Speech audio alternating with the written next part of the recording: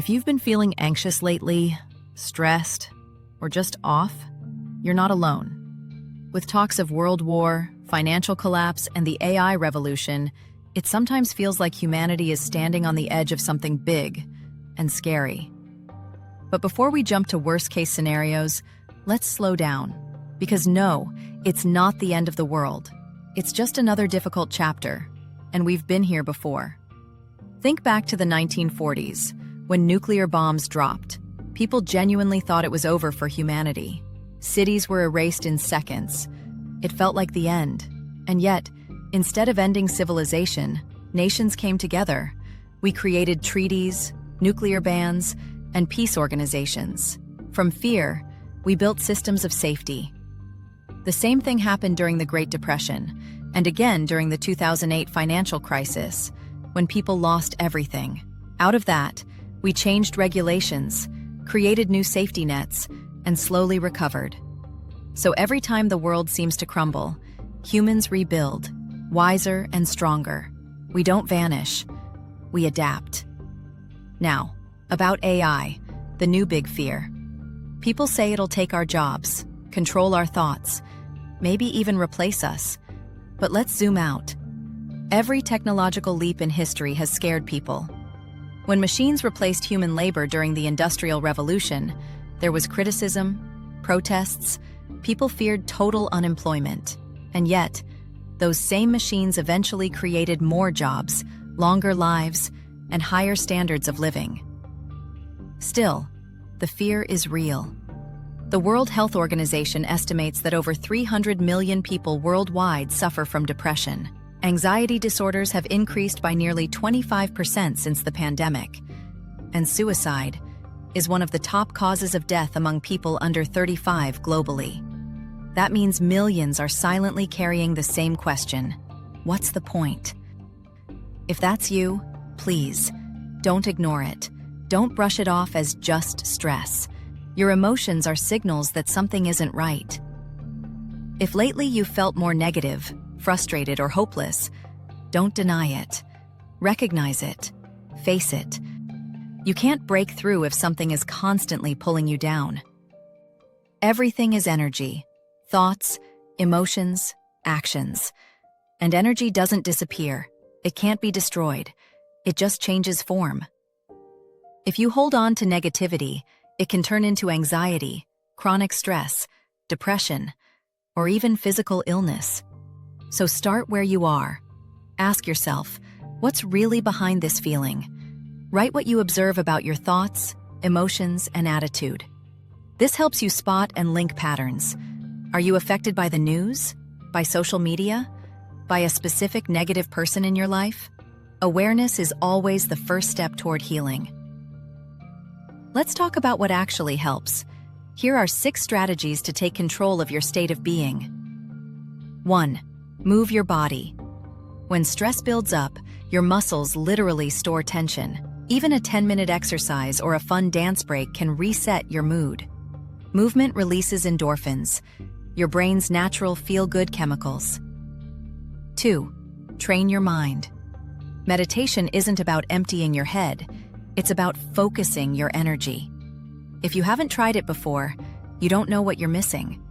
I highly recommend Jess Shepherd, Joe Dispenza's Breaking the Habit of Being Yourself, or Transcendental Meditation if you can afford it. Hypnosis can help too. Paul McKenna, one of the world's top hypnotists, featured by Mindvalley, offers free guided hypnosis sessions online. Don't take my word for it.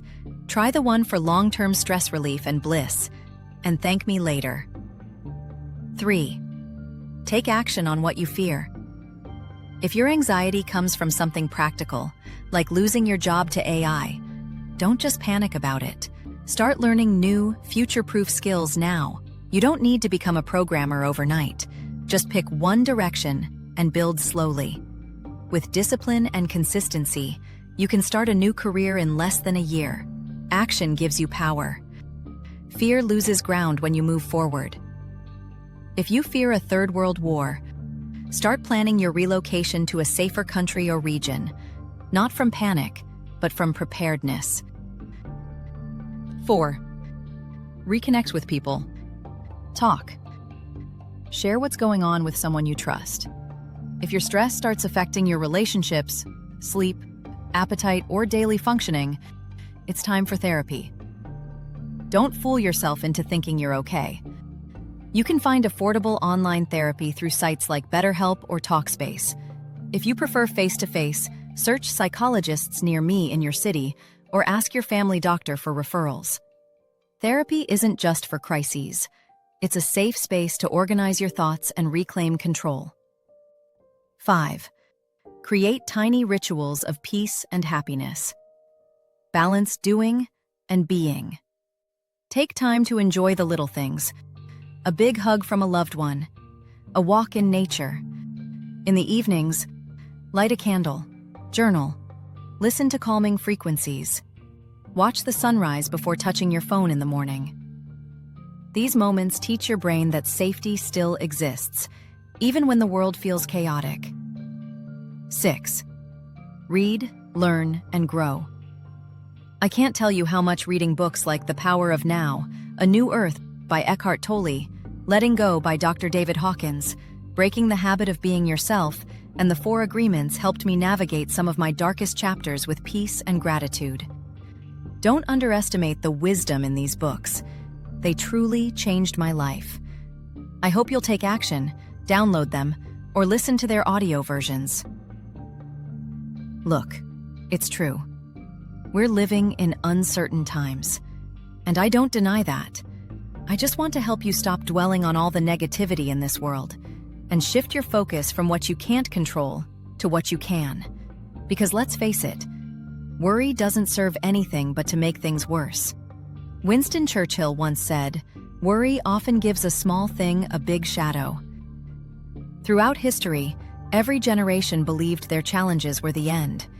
But in reality, those moments were the beginning of something new. We're not at the end of the world, we're at the start of a new one.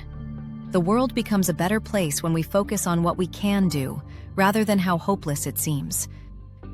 It's not about what's happening in the world, it's about how we respond to it.